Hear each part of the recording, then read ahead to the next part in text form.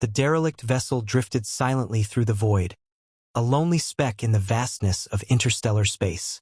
Its hull was scarred, engines cold, and life support systems running at a bare minimum. To the Krek'tal scavenger crew aboard the Krek'tal, it was the perfect find, a seemingly abandoned human transport ship ripe for plundering.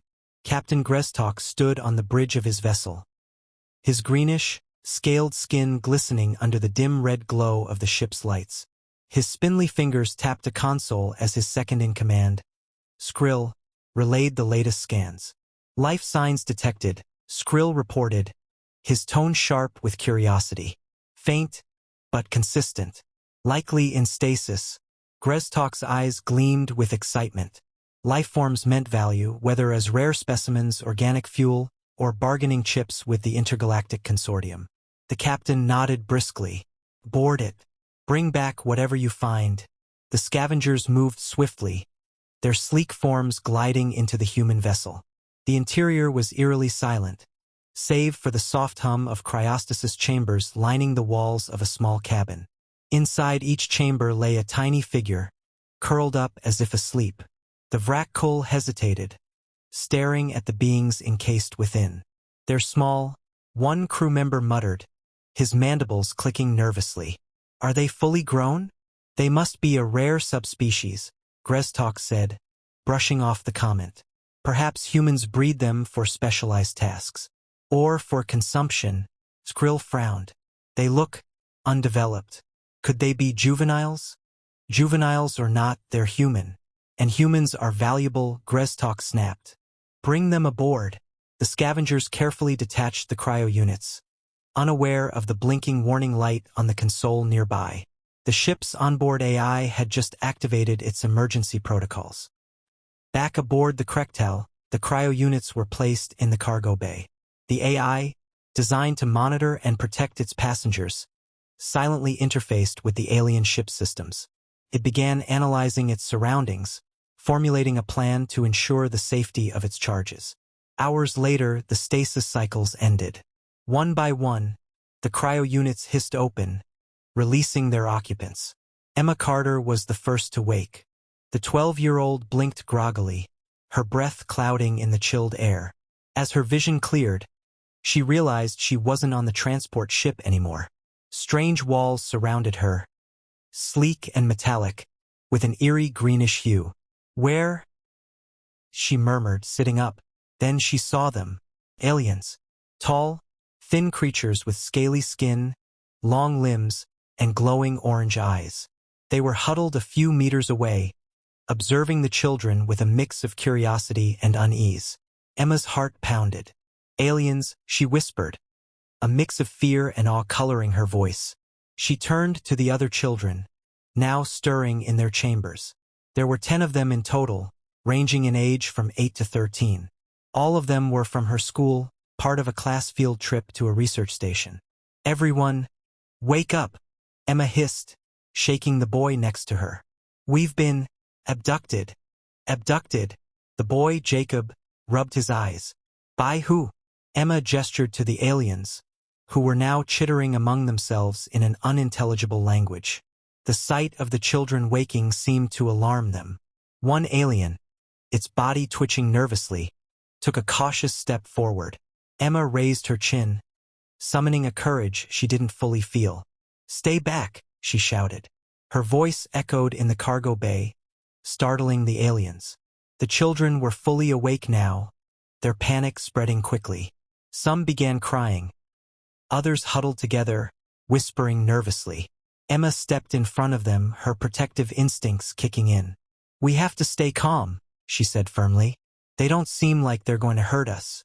Not yet, anyway. Meanwhile, Captain Krek'tal observed the unfolding chaos from a monitor on the bridge. His orange eyes narrowed. They're loud, he muttered, wincing as one child's wail pierced through the ship's comm system. They're also disorganized, Skrill added, his tone thoughtful. And unpredictable. This may be more trouble than it's worth, Captain. Nonsense, Krek'tal replied. Once we deliver them to the consortium, they won't be our problem. Skrill said nothing but couldn't shake the uneasy feeling growing in his chest. Something about this situation felt wrong. In the cargo bay, Emma was already formulating a plan. She had always been the problem solver among her classmates, a reputation earned through years of navigating school projects, playground disputes, and, most recently, a malfunctioning snack dispenser during their trip. This, however, was a different level of problem altogether. "We need to figure out where we are and how to get back to Earth," Emma whispered to the group. "Does anyone have their communicator?" "Mine's dead," Jacob said, holding up his useless device. The others nodded in agreement. Whatever the aliens had done during the abduction, their tech was offline. Emma frowned. "Then we'll have to find another way." As she spoke, the alien ship jolted, the lights flickering briefly. The AI was making its move. Quietly, it began to infiltrate the alien systems, rerouting energy and triggering minor malfunctions to create confusion among the crew. Krek'tal's voice crackled over the intercom, his frustration evident. "Skrill, report. What's happening to our systems?" "I don't know," Skrill replied, his claws flying over a control panel. "It's as if something is tampering with the ship." In the cargo bay, Emma noticed the flickering lights and exchanged a glance with Jacob. "Maybe their ship is breaking down," she whispered. Or, she trailed off, a flicker of hope lighting her eyes. "Maybe someone's helping us." Unbeknownst to the aliens, the children were not just cargo. They were about to become the most unpredictable force the Krek'tal had ever encountered. The Krek'tal shuddered again, this time with more force. On the bridge, Captain Krek'tal's antennae twitched in frustration as the ship's systems malfunctioned once more. Flickering lights and erratic displays flashed across the consoles. "What is happening to our systems?" Krek'tal growled, slamming a clawed fist onto the console in front of him. His second-in-command, Skrill, glanced nervously at the readouts. "There's nothing in our diagnostic logs to explain it, Captain," Skrill said, his voice tight with concern. "But it seems like the ship's AI is actively rerouting power. We're losing control of several systems." Krek'tal's eyes narrowed. "The human children," he muttered. "They must be doing this. It's their interference." Skrill, his face twisted with skepticism, turned to the captain. "Are you sure? They're just children. How could they manipulate our ship's core systems?" But Krek'tal had no answer. He hadn't considered how humans might be capable of such disruption. He'd assumed their technology was primitive and unworthy of serious consideration. Now, however, it was becoming clear that the children, who appeared fragile and insignificant, were having a profound effect on the Krek'tal. Back in the cargo hold, Emma and the other children were beginning to understand the ship's layout. They had found their way through corridors and rooms, piecing together a rough sense of where they were. Most of the crew had retreated to their quarters, presumably to troubleshoot the ship's sudden instability. As Emma led the group, her mind raced. The ship was clearly malfunctioning. Lights flickered, air circulation was uneven, and strange hissing sounds echoed down the halls. She knew their window of opportunity was closing fast. They couldn't afford to wait for the aliens to fix their problems. "I think the ship systems are failing," Emma whispered, motioning for the others to keep quiet. "We need to use this to our advantage." Jacob, one of the older boys, frowned. "How are we supposed to do that? We don't even know where we are." Emma didn't have a clear answer, but she did know that the aliens hadn't been expecting them to be awake. The fact that they were still alive and relatively unhurt felt like a small victory. They had to keep moving. If they could find a way to make the ship's malfunctions work in their favor, they might be able to escape. As they moved deeper into the ship, they found an access panel hidden behind some crates. It seemed to be malfunctioning, the lock flickering in and out. The children looked at each other with a mix of excitement and fear. "I bet we can get into this," Emma said, stepping forward. She had always been the one to take charge when things went wrong. Her hands worked quickly, prying open the panel with the small tool she'd found earlier in the ship. Inside, there were wires and switches that she didn't fully understand, but enough to get the panel open. "Let's see if we can use this," she said, working furiously. The ship's lights flickered once more, this time going completely dark for several seconds. The hum of the engines below seemed to sputter. Suddenly, the air felt colder. Skrill, back on the bridge, cursed. What is that? Why is everything going haywire? Captain Greztok's patience was wearing thin. Stop them. Find out what the children are doing, and fix this ship before it falls apart. But the children were already one step ahead. They had no idea how to fly the ship, but they understood one thing. The Krek'tal had underestimated them. Emma and her friends had no weapons, no tools, except their minds, their curiosity, and their willingness to act in the face of uncertainty. As they pried further into the access panel, the ship's hum became more erratic, and another warning light flashed. Emma's face brightened. I think we've done it. I've redirected their power sources. This will buy us some time. In the distance, the sound of panicked footsteps grew louder. The aliens were starting to realize the extent of the damage. By the time Greztok and his crew arrived to investigate, the children had already melted into the shadows, their work causing even more chaos for the alien ship. The Krek'tal crew would have to face the truth. These human children were not helpless.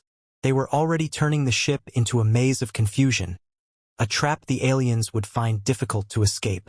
And for the first time since the capture, Greztok began to doubt his initial confidence. The Krek'tal groaned under the strain. Systems that had been only minorly disrupted were now failing completely. Power grids flickered like dying embers, and the low hum of the engines stuttered, threatening to go silent altogether. Captain Greztok stood at the helm, glaring at the malfunctioning screens, his scales twitching in agitation. This is insane, he hissed, pressing a claw to his temple in frustration. How can a handful of children bring a warship to its knees? Skrill stood beside him, trying to recalibrate the navigation controls. But it was clear they were losing ground. The children, Captain, they must have activated something. We can't isolate the systems without risking a total shutdown. A soft chime interrupted the captain's tirade. Greztok's antennae flicked toward the console. A communication channel had just opened. He hesitated before answering. It was a human transmission, though unlike any he'd expected. A familiar voice boomed through the speakers. This is Commander Hargrove of the United Earth Forces. The voice said, smooth and deadly calm. Release the children now, or we will take them back. Greztok's eyes narrowed. His thoughts raced. The humans had clearly figured out something was wrong. But how much did they know? Who is this? What do you want? Don't play games with me, Hargrove replied. You've taken my daughter, and I don't care what you think of her or your so-called intergalactic business. I will give you one chance to release her and the others, or you'll regret it. I'm giving you a warning. You don't want to find out what happens when you mess with Earth. The chilling calm of Hargrove's voice sent a shiver down Greztok's spine. He'd heard rumors of humans, how they could be unpredictable, passionate, and sometimes frighteningly dangerous. But this was more than he had bargained for. Skrill glanced at Greztok, the tension in his voice evident. Captain, I don't think this is just a bluff. The humans, they are the threat. If they're already tracking us this closely, they can't be, Greztok snapped, his tail lashing behind him. Humans are primitive. They wouldn't even know how to track our advanced technology. They do, Hargrove's voice cut in again, as if reading Greztok's thoughts. And if you don't believe me, wait until you hear the rest of what we can do. I'd hate for this to get ugly, but I will burn a galaxy to get my daughter back. We will find you. The transmission cut off abruptly, leaving the room in a chilling silence. Greztok felt his heart race. He had heard of humans' tenacity, but this was more than he had expected. He glanced at Skrill, who seemed more and more uncomfortable by the second. This isn't going to end well for us, Skrill said quietly, his usual confidence faltering. No, Greztok admitted, his voice tight. I've made a mistake. Meanwhile, in the ship's lower levels, Emma and the others had become even more emboldened. The AI had worked in their favor, causing even more malfunctions in the ship, further disorienting the Krek'tal. But Emma knew they didn't have much time. Hargrove's warning hung in the air like a sword. If we don't get out of here soon, Emma muttered, we'll be trapped. We need to figure out how to escape. Jacob, ever the pessimist, looked nervously at the ship's chaotic state. What if they don't give up? What if the humans don't find us in time? We'll hold on, Emma said, her voice firm. They will. We just have to keep fighting. On the bridge of the Krek'tal, Krek'tal had to admit that the situation was deteriorating faster than he could control. The human commander had made his point clear. The Vrakul were no longer the predators in this situation. They were the prey. And the worst part was that they had no idea how to escape the trap they had walked into. Krek'tal slumped in his chair, his thoughts a blur of desperation. The human threat was real, very real. He had taken human children, thinking them easy marks, but now he understood humans had no limits when it came to protecting their own. And now their wrath would descend on him. The ship shuddered again as the human military force grew closer. We need to get out of here, Skrill said, his voice breaking the silence. Now? Krek'tal nodded grimly. Prepare for evasive maneuvers. And pray we're not already too late. The Krek'tal was no longer the sleek, powerful vessel it had been hours earlier. Its systems were failing, lights flickering, artificial gravity uneven, and internal communication cut off. Captain Krek'tal paced the bridge, his thoughts a tangle of frustration and anxiety. His crew had never been this close to a disaster, and every passing moment brought them closer to the inevitable. Captain, we've lost half of our propulsion systems, Skrill reported, his voice taut with urgency. The human ship is still closing in. They'll intercept us within the next 10 minutes. Krek'tal's jaw tightened.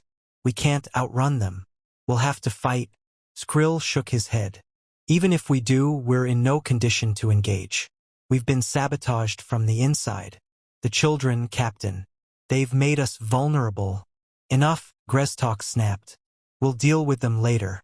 Right now, we need to focus on getting out of this alive. As the captain ordered evasive maneuvers, the ship lurched violently to the side. The impact wasn't from enemy fire, but from another internal disruption. One of the ship's secondary systems had shut down entirely, sending a shockwave through the hull. Krek'tal slumped into his seat, his mind racing for a solution. He had never anticipated a confrontation like this. Human children, had somehow caused his entire crew to lose control of a battle-hardened warship. And now they were on the brink of a collision with the humans' retaliation force. Meanwhile, Emma stood with the other children in the lower levels of the Krek'tal, the sound of the ship's violent movements echoing in the corridors. The walls hummed and trembled under the strain, but Emma refused to let her fear take hold. They're panicking, Emma whispered to Jacob, her voice steady despite the chaos around them. We've done it. We've caused enough damage that they don't know what to do. Jacob's face was pale. What happens if they retaliate? What if they come after us? They won't, Emma said firmly. The humans are already coming for us. We just have to hold out until then. The children huddled together in the shadows, the flickering lights casting eerie reflections on the walls. They had managed to cause chaos, but they hadn't figured out a way to escape. They were trapped, and time was running out. On the bridge, Krek'tal stared at the approaching human ships on his display, his heart racing as the countdown to interception ticked down. The transmission from Commander Hargrove had left no room for doubt. Earth's forces were prepared, and they were coming in full force. Skrill turned to him. We won't make it out of this. The ship is compromised beyond repair. We need to surrender, Captain. Krek'tal's fists clenched. Surrender? To humans? Never. We'll fight. But even as the words left his mouth, Krek'tal knew in his heart that it wasn't just the humans they had to worry about. It was the children. Their cunning had forced him into this corner, and now he could only watch as his ship succumbed to the consequences of underestimating the humans. Another shockwave rattled the hull. The engines groaned. The sound of a distant explosion echoed from within the depths of the ship. Krek'tal looked out of the window and saw the telltale signs of approaching Earth ships. Small, compact, yet bristling with weaponry. His ship was already on the brink of collapse. He didn't need to hear the human commander's voice again to understand the gravity of their situation. They had lost. And the children, those small, vulnerable humans, had been the ones to bring them to this reckoning. From the bridge of the approaching human vessel, Commander Hargrove's eyes narrowed as he saw the Krek'tal in his sights. "They've nowhere to run," he muttered, a tight smile forming on his lips. "Now we finish this." The battle for the children's lives was over. The war for their freedom had just begun.